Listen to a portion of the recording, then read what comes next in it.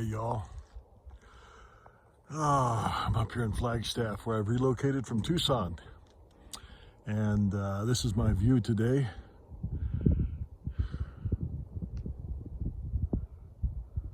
San Francisco peaks. Got a little snow on top of it. This ponderosa pine that I'm leaning against casts an awesome shadow.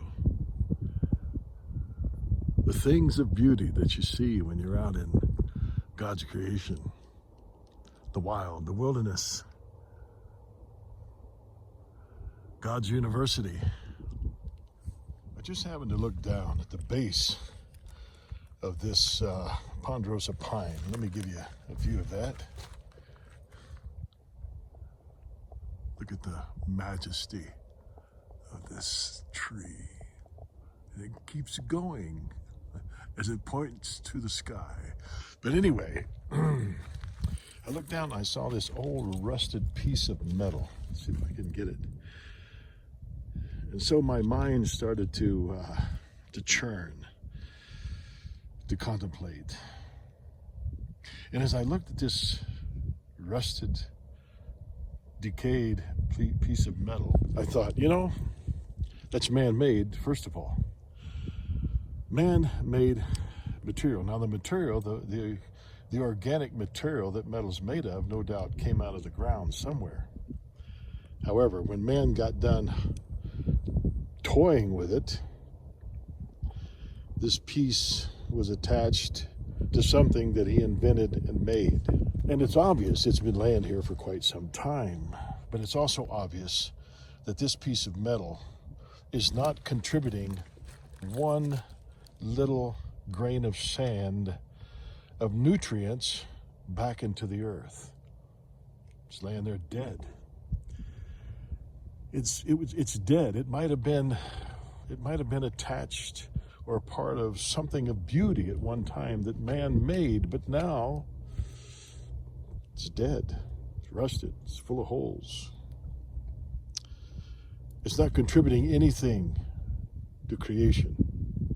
However, if you walk around and you see the pine cones and the pine needles and the twigs, the little twigs and branches,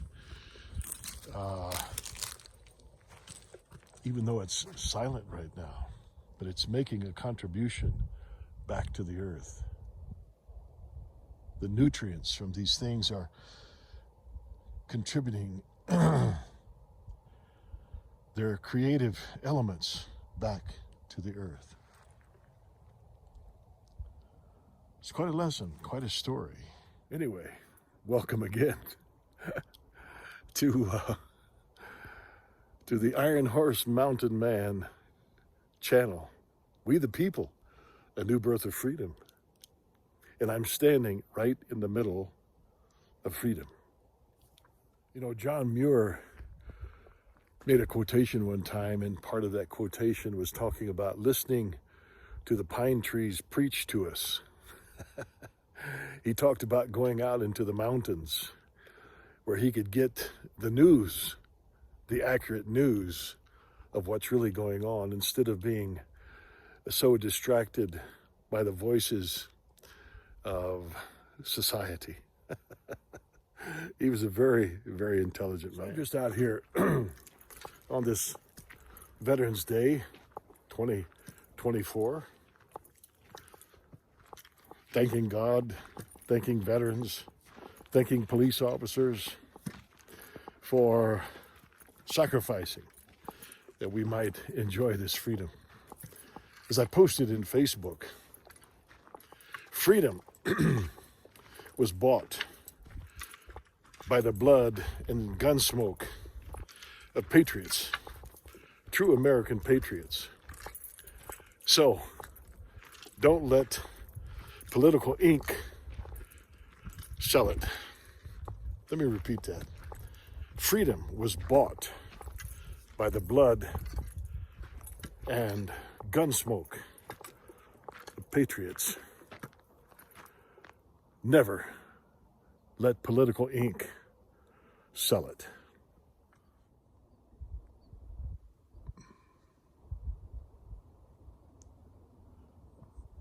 Many politicians have almost slipped. Many politicians have long ago forgotten the sacrifice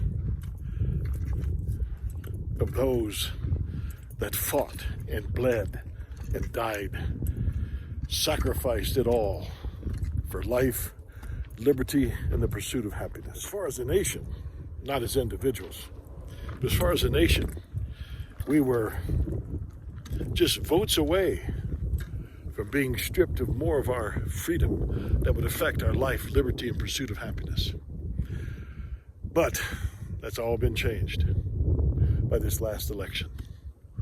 Does Trump have all the answers? No. Is he a perfect man? No. But he loves this country. He loves this nation. He loves the American people. Those that have been in office, they only love themselves. They only love their agendas. They only love power, money, power, popularity. Evil tyrants, evil despots. They have tainted the American flag. They have tainted our history. They have brought toxic politics into our unalienable rights of life, liberty, and the pursuit of happiness. But we're not going to let that happen again. We are not going to let that happen again.